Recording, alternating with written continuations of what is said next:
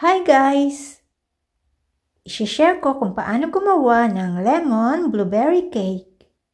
At makikita ang lahat ng ingredients sa description box.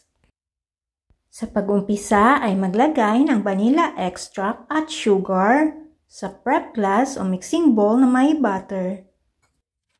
Ibit ito gamit ang hand mixer hanggang maging light and creamy.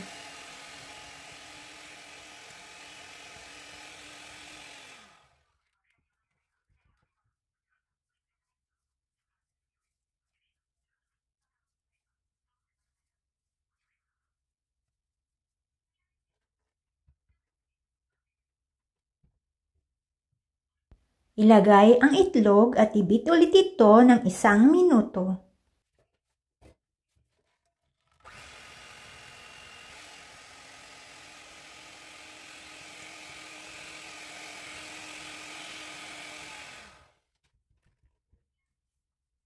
Ibuhos ang vegetable oil at evaporated milk.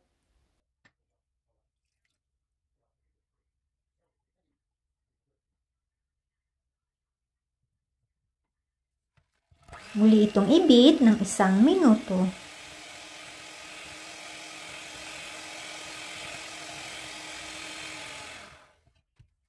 Ibuhos ang lemon juice at muli itong ibit ng 30 seconds.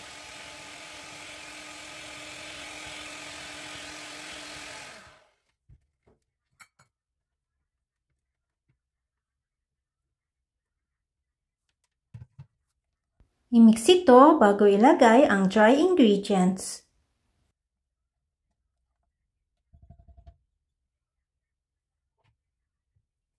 Ilagay ang all-purpose flour at salain ito gamit ang salaan.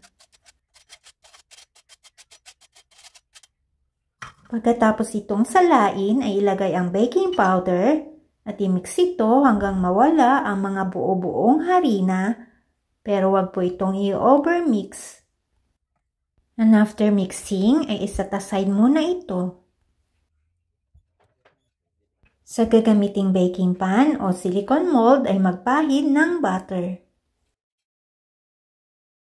Pagkatapos itong pahiran ng butter, ay ilagay na ang kalahati ng mixture.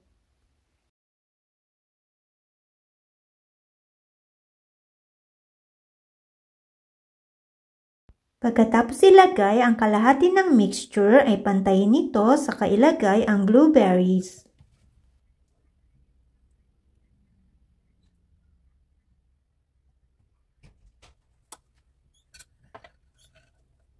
Ilagay na ang remaining mixture pagkatapos maglagay ng blueberries.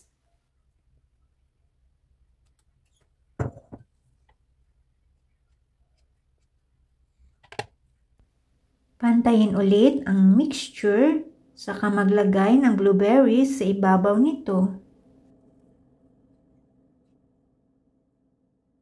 I-bake ito sa preheated oven, 350 degrees Fahrenheit ng 30 to 35 minutes or until toothpick inserted comes out clean.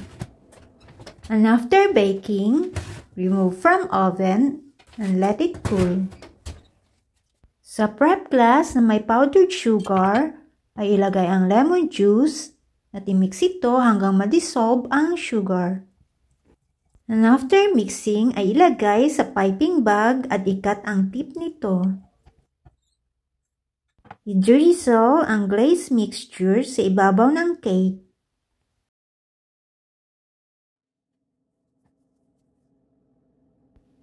Ikat ang cake sa rectangle or square shape.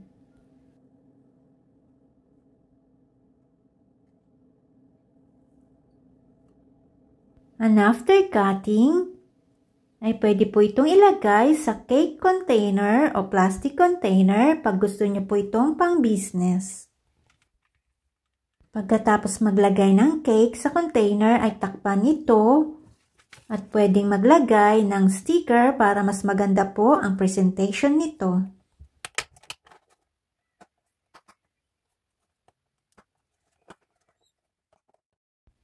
God is a righteous judge and always condemns the wicked. Psalms 7 verse 11. Thanks for watching.